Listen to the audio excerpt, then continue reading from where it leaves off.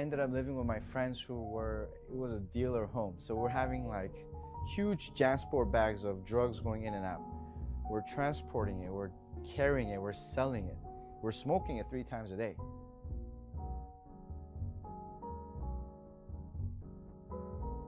Now, school reopens in the fall, and I'm trying to readjust to life, but I can't because I'm so drugged out. So another guy came and we smoked out again, but this is where it gets kind of crazy. But I smoked what's called a death bowl.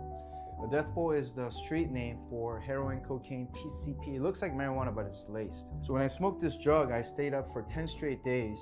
After the 3rd day of staying up, you lose sight of date, time, who you are, why you're alive.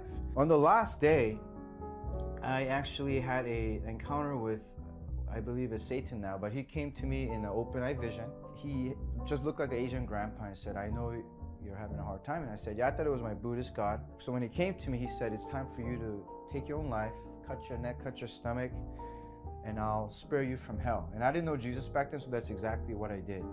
I went to the kitchen with my mom in the house, and I grabbed the biggest knife I could find, and I cut my neck open and also my stomach open,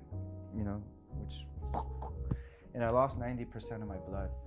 My mom walks into the living room and she sees her son almost dying. She calls 911, and the cops come over to try to get the knife away from me, and they came in within like 1 minute, right? I was wrestling with them, they took the knife away, they maced me, whacked me with the bat, and we're struggling, and that's when I fainted after being whacked by the bat. And pretty soon I'm going in and out, and I'm in the hospital. And at the hospital, that's when I had the OBE. I literally, lost consciousness before the surgery. And I see myself, but I'm not going to heaven like the false god Satan coming as an old grandpa said. I'm sinking, and it feels like an elevator just falling down. And after 5 minutes of just this horrific feeling of being abandoned and fear multiplied by 100 by anything you can feel on earth, I land and I look around and it's hell. How do I know it's hell? Because first of all, I never had this thought before, but when I got there during this out-of-body experience, I look around and there was just so many countless people. I wasn't the only one there. Demons are ceiling high, they're everywhere. I feel pain, and I knew I was a sinner and I will never leave this place. I don't know where the idea came from. I just supernaturally knew, instinctively knew.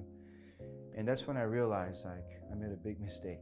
I woke up the next day and they told me I was out for 12 hours, but it was a 5-minute visit to hell. And I knew I didn't want to be there because it's